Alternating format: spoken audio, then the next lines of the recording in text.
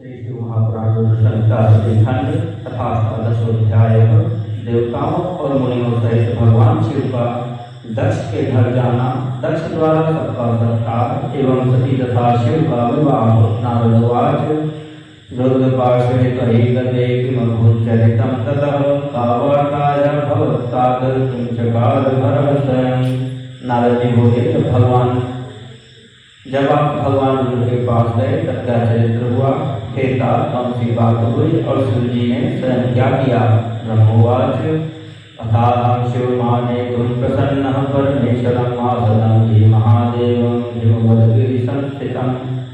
ब्रह्मा जी बोले, हे नारद, तदनंतर मैं हिमालय पर्वत के कैलाश शिखर पर रहने वाले परमेश्वर महादेव शिव जी को लाने के लिए प्रसन्नतापूर्वक उनके समीप गया।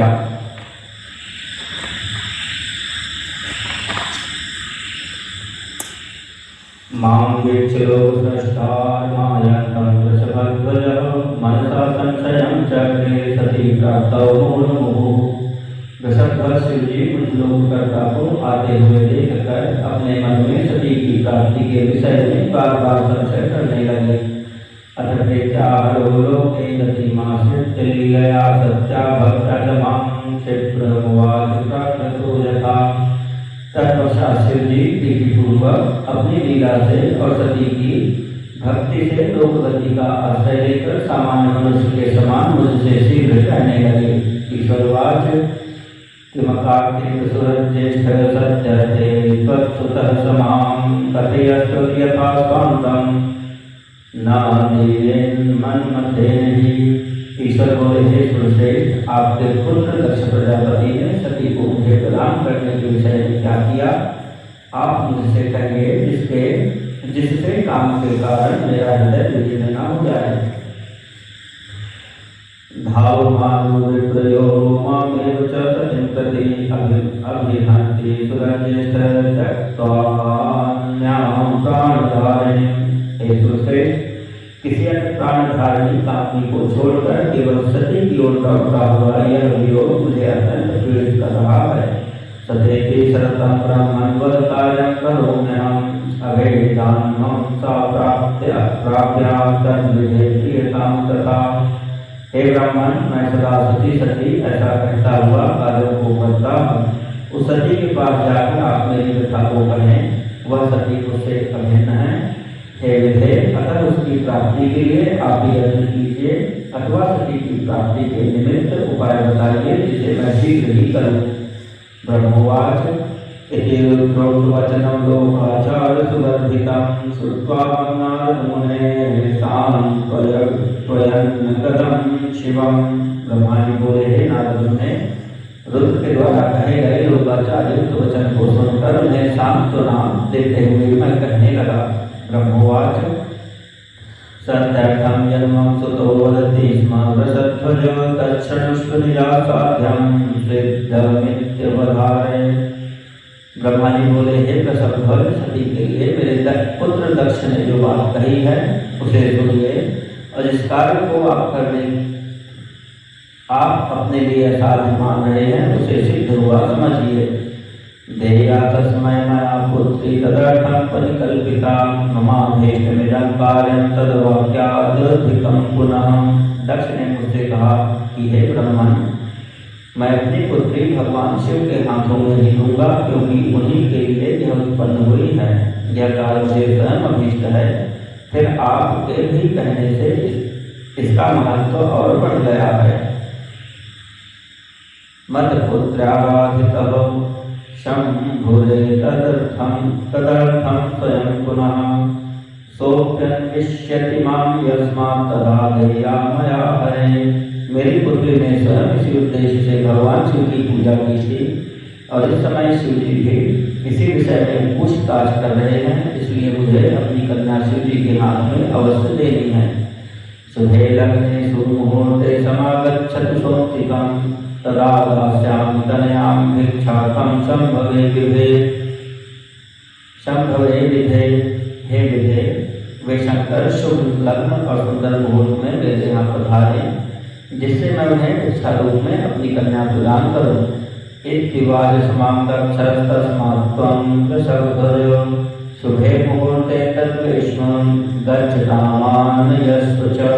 हे वृषभध्वज, दक्ष ने उससे ऐसी बात कही है, अतः आप शुभ मुहूर्त में उनके घर चलिए और सती को ले आइए। ब्रह्मोवाच इति श्रोतामं वचो लौकिकीं गतिमाश्रितः उवाच वेतन रुद्रो मुनिर्मा भक्तवत्सलः। ब्रह्मा जी बोले, मुने मेरी यह बात सुनकर भक्तवत्सल भगवान रुद्र लौकिक गति का आश्रय लेकर हंसते हुए मुझसे कहने लगे। रुद्रवाच गमिष्ये भवता सार्धं नारदेन च तद्ग्रहम् अहमेव जगत्स्रष्टस्तस्मात् त्वं नारदं स्मर। मरीच्यादीन स्वपुत्रांश मानसानपि संस्मर। तैः सार्धं दक्षनिलयं गमिष्ये सगुणो विधे। रुद्र बोले, जगत की रचना करने वाले ब्रह्मन, मैं आपके और नारद के साथ ही दक्ष के घर चलूंगा, अतः आप नारद का स्मरण करें और अपने मरीचि आदि मानस पुत्रों का भी स्मरण करें। हे विधे, मैं अपने बलों सहित उन सबके साथ दक्ष के घर चलूंगा। ब्रह्मोवाच इत्यागतो हमीशेन लोकाचार्यपरेण संस्मरं नारदं त्वां च मरीच्यादीन् सुतांस्तथा।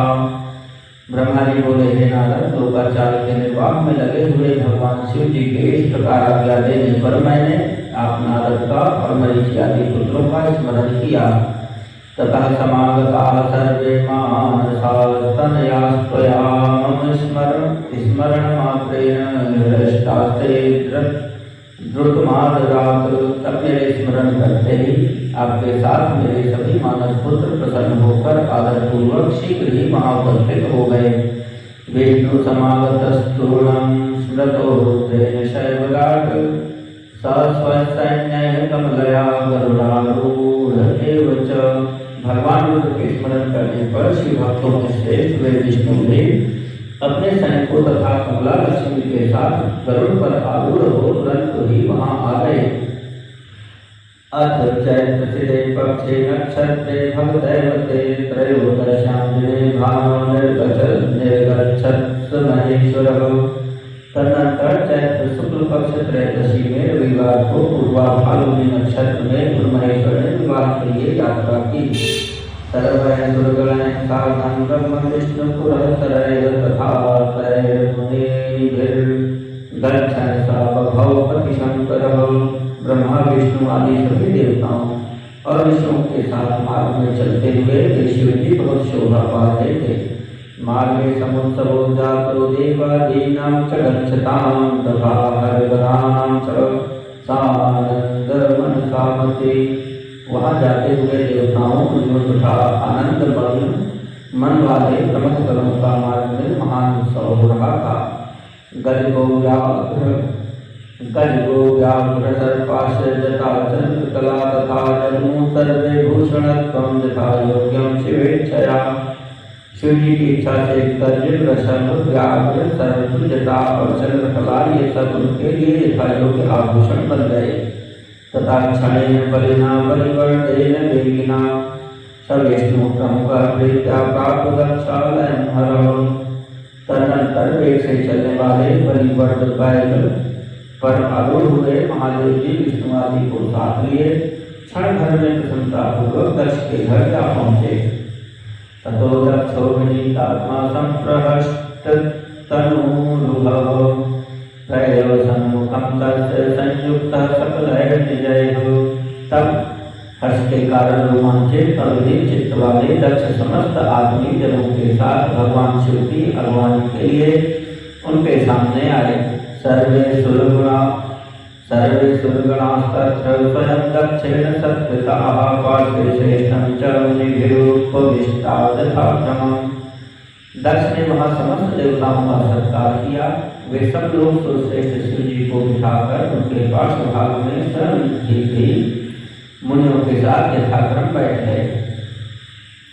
परिवाराखिलान् देवान् गणांश मुनिभिर्यथा दक्ष समानयामास गृहाभ्यन्तरतः शिवम्।